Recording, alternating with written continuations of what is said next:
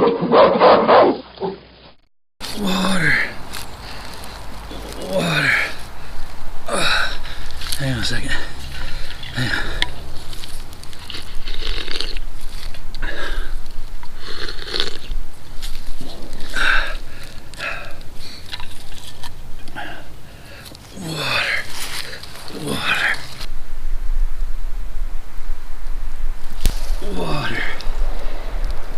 Water.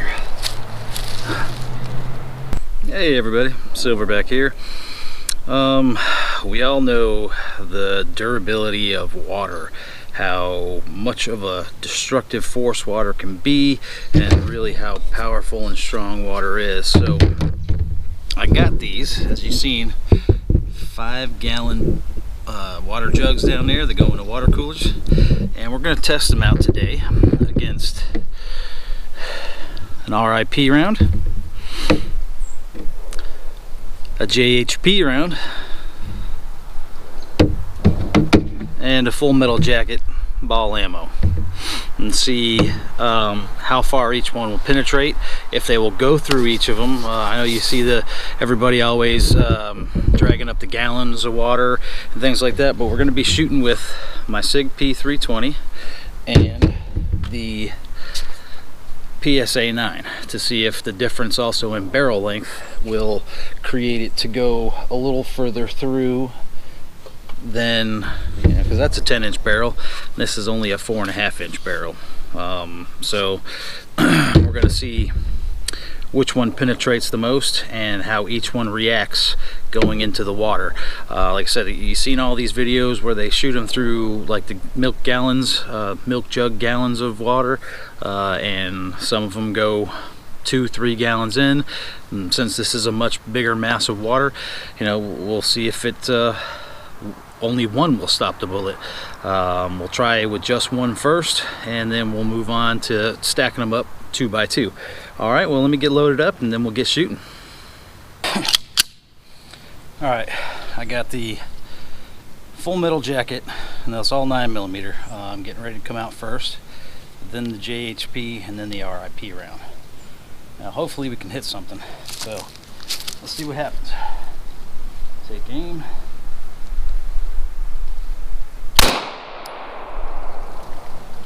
Well, looks like the full metal jacket went all the way through. Let's try the JHP. JHP went in, but didn't come out. Let's try the R.I.P. Empty. Alright, let's go down there and see exactly what happened. Okay, so we can see where the full metal jacket went in, and there was water up to, well, just a little bit above that line, so it really didn't stop it too much. It did come out the back. All right, and then we see here where the JHP went in, and we know that didn't come out the back. So here's out the back. What you're seeing back here is some of those trocars from the R.I.P round, the little petals that deflected and came out, as we see another one right here. Oh no, that must be where the sorry, that's where the R.I.P round went in. It's a lot more jagged of an opening. These are nice and smooth, however. So yeah, I don't know if you can see in there. I see pieces of the R.I.P rounds, and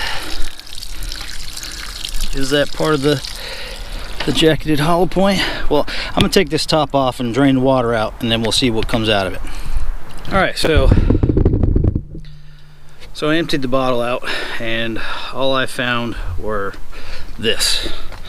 some of the little petals, not all of them, from the R.I.P round. I did not find the slug portion of the R.I.P round, so that tells me that that continued and went the rest of the way through, along with some of the little petals. I did not find also the jacketed hollow point, so that tells me that penetrated all the way through the water jug as well. So with that being said, I'm gonna go ahead and get the PSA 9 loaded up, shoot 2 stacked up water jugs, and from the same distance with the same 3 rounds, and see what the difference is there.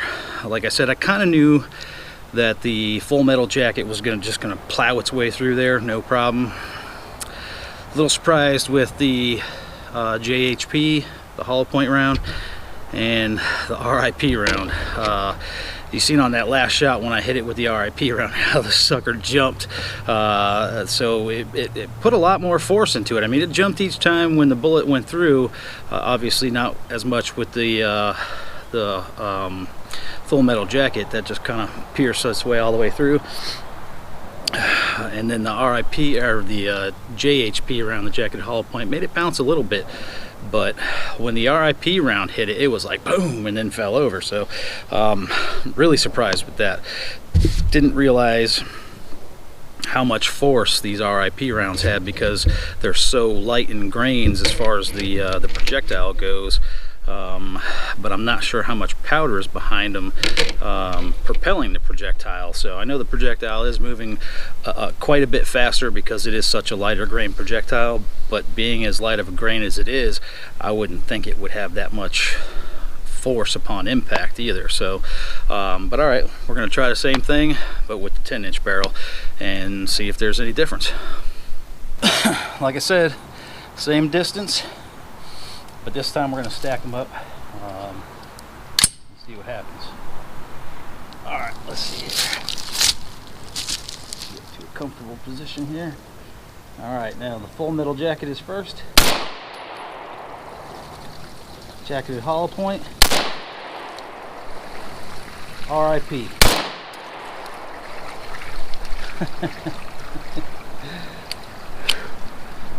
All right.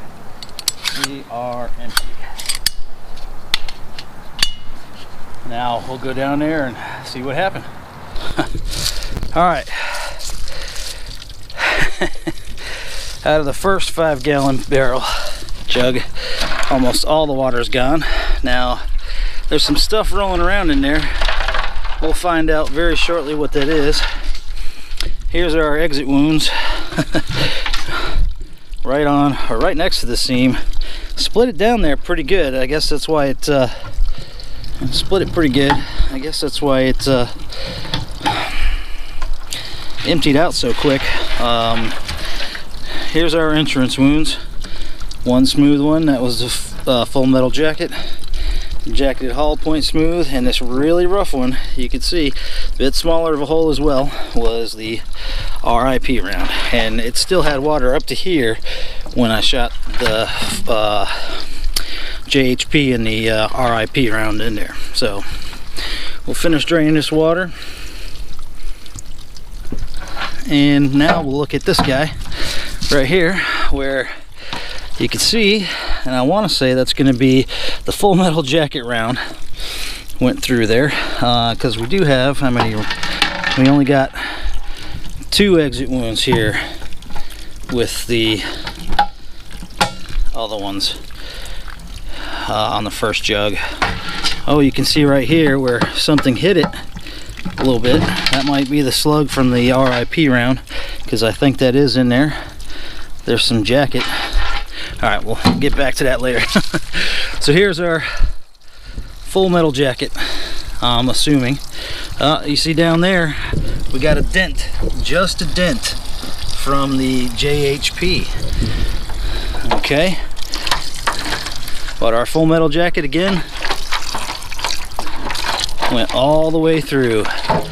There's nothing inside. So, I wonder if even 3 bottles, but see, I only have 2 left, so I can't test that theory. If 3 bottles would stop the JHP, I mean, not the JHP, but the full metal jacket, I'm sorry. Keep screwing up. I'm just thinking faster than I can speak, or vice versa. But, yeah.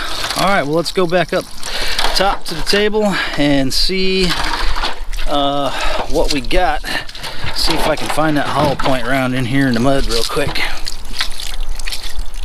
Nope, no hollow point.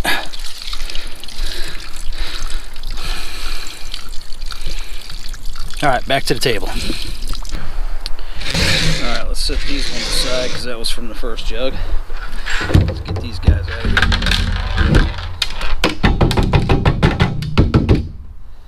All right. Nope. Still some.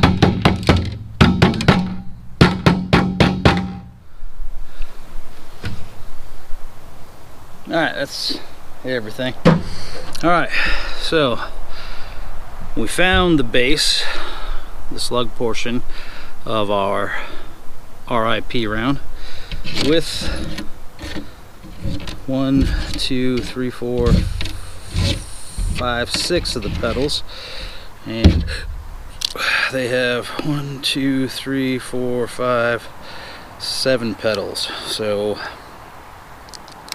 one of them went out somewhere, probably through that crack in the back. So we know these rounds really don't over penetrate.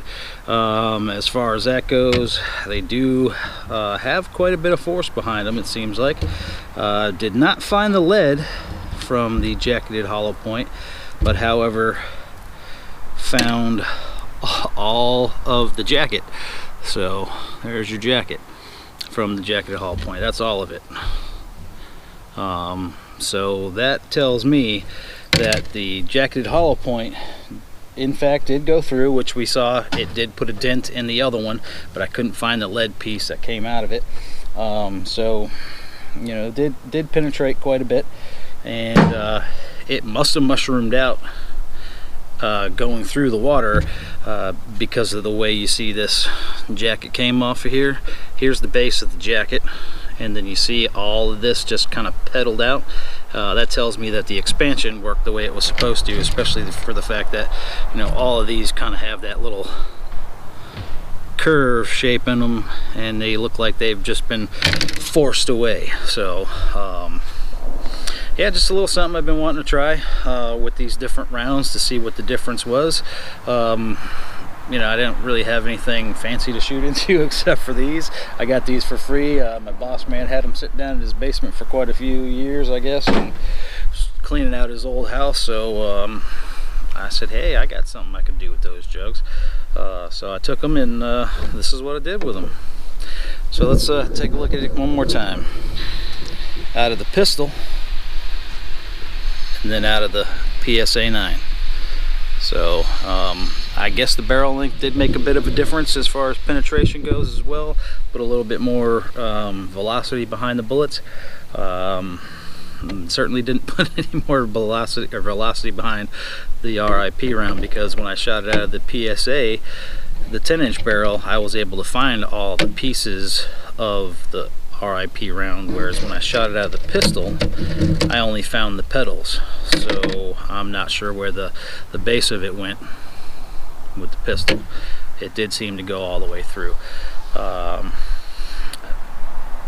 know if there was any scientific or any knowledgeable learning to be brought from all this, but just something a little fun I wanted to do and try out and let you guys see what happened. So alright everybody, thanks for watching. Have fun.